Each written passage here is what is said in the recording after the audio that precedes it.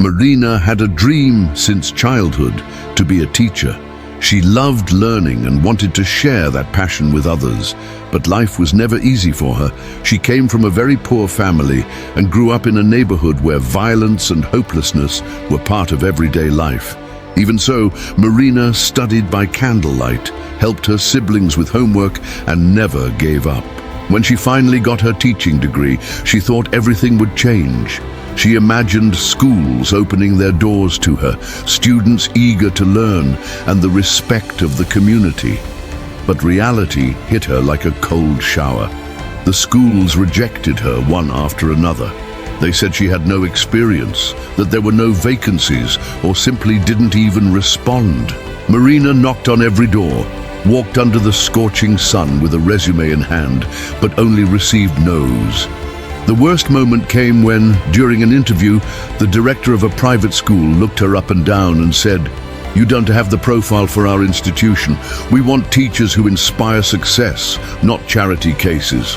That sentence echoed in her chest like a dagger. Marina went home devastated, but deep down, something had been born in her that day. Rage transformed into determination. If no one wanted to give her a place, she would create her own. That very night, she opened her old notebook and began drawing what would become the dream of her life. A small school, open to children from the community, especially those who were excluded, just like she had been one day. She had no money, no space, and no support. But she had something more powerful: purpose. Marina began giving free lessons on her house's porch. At first, only 2 children came, curious and shy. She taught with chalk on cardboard, recycled materials, and with a sparkle in her eyes that even the poorest resource couldn't extinguish. Soon, the parents of those children noticed the difference.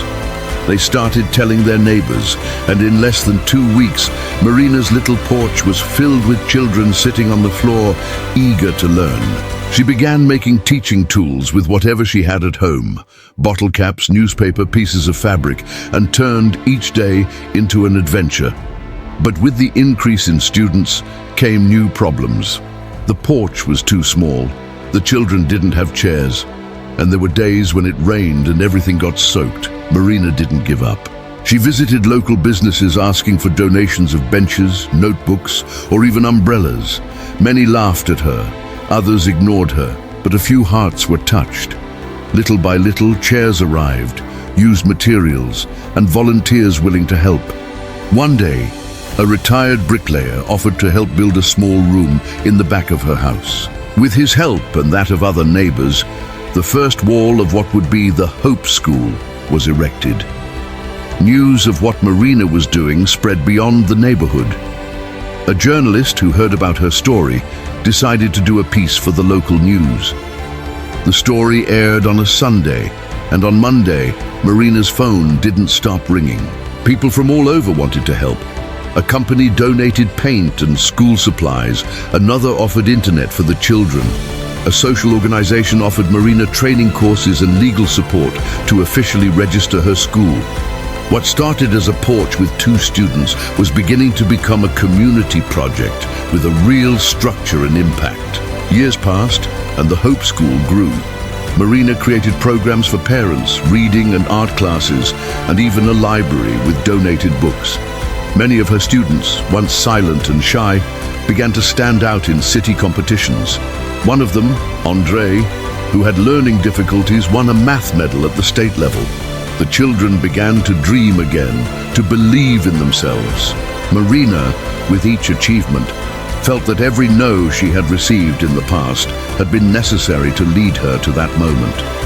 Her greatest reward was not money or recognition, but the hugs, letters, and smiling eyes of the children. But the road was not without challenges. There were moments of financial crisis, political threats, and attempts to close the school due to lack of permits. Marina fought with all her strength. She participated in meetings, mobilized the community, and never lost hope. In one of the worst moments, when they threatened to demolish the school because it was in an irregular area, the children themselves organized a protest with handmade signs, "Don't take away our school, it's our home."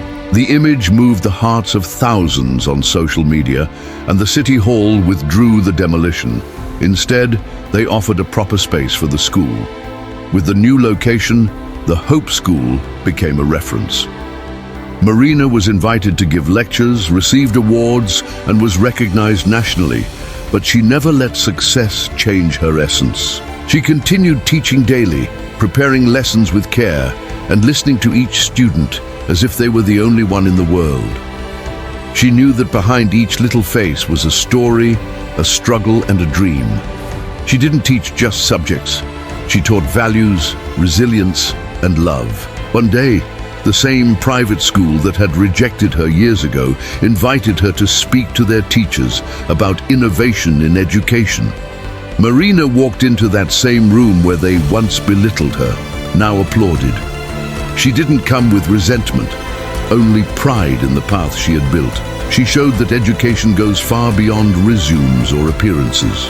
True education transforms lives, and she was living proof of that. At the end of her lecture, the entire audience stood up to applaud. Today, Marina continues her journey, training new teachers, expanding her school, and inspiring a new generation. She turned rejection into opportunity and pain into purpose. Her story teaches us that when the world closes its doors to you, it's possible to build your own door with strength, courage, and love. And above all, it reminds us that no one can define your future if you refuse to stop dreaming.